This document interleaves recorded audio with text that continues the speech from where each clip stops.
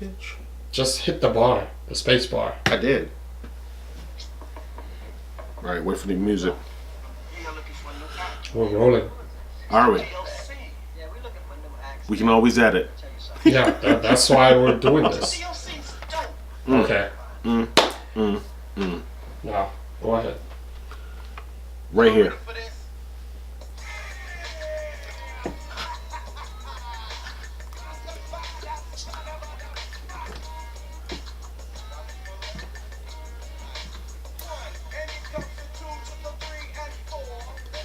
Woo!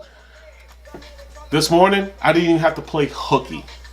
I watched this movie straight out of Compton. Oh my God. People.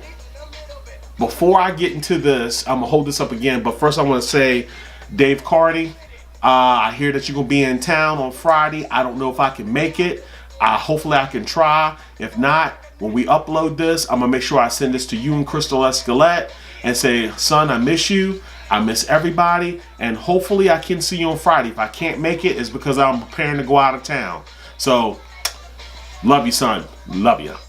Also, the reason why I'm playing the DOC is because we looked it up on YouTube. We can only play but so much of NWA, Dr. Dre, or even Ice Cube.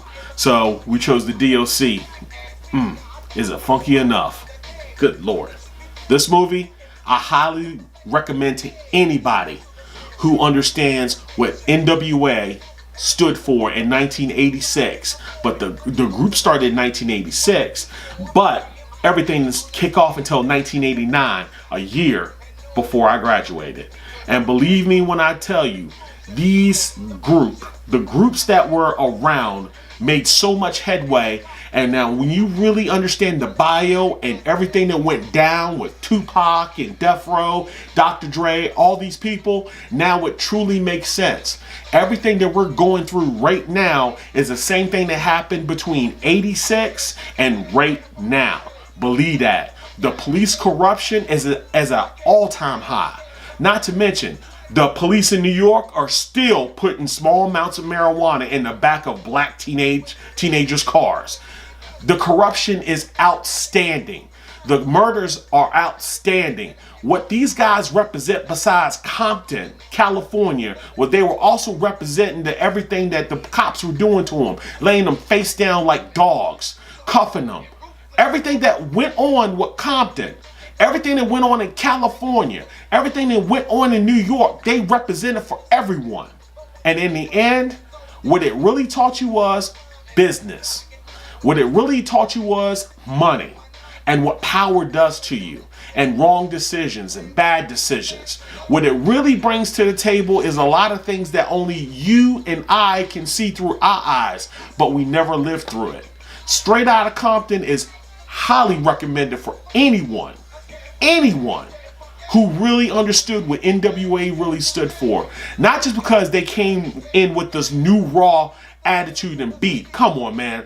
F the police, and then every time you hear it, it gets your blood pumping in such a way that you just are just mesmerized by not only the lyrics of Ice Cube, who wrote majority of the songs, but Dre's dramatic beats. And to find out that Eazy-E never could rap, but his persona carried him over so much that you believed in his character.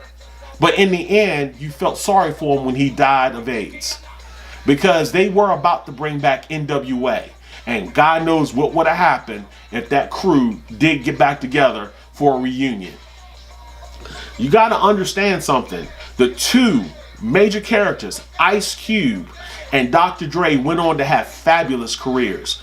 Ice Cube is non-stop going on, and now he done brought his son O'Shea Jackson Jr. into the mix, who was able to play his daddy. But look, before my time is up, all I'm trying to tell you is this. 1986, 1991, that was the Rodney King beatings. The beatings are still going on. I don't need to be a mathematic, or I don't need to be a mathematician to understand that if it was going to change, it should have been changed. But look, before my time is up, this is why I say I'm tying all this in.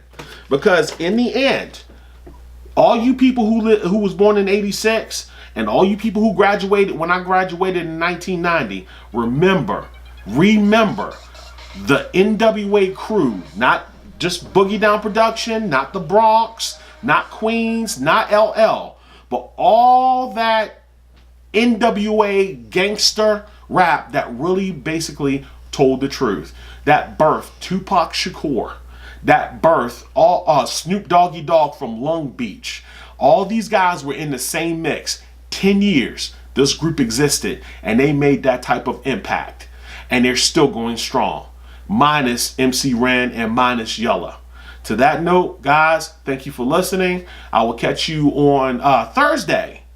And happy Thanksgiving. Bing-a-ling-a-ling-a-ling-a-ling-a-ling-ling-ling-ling-ling-ling-ling-bing.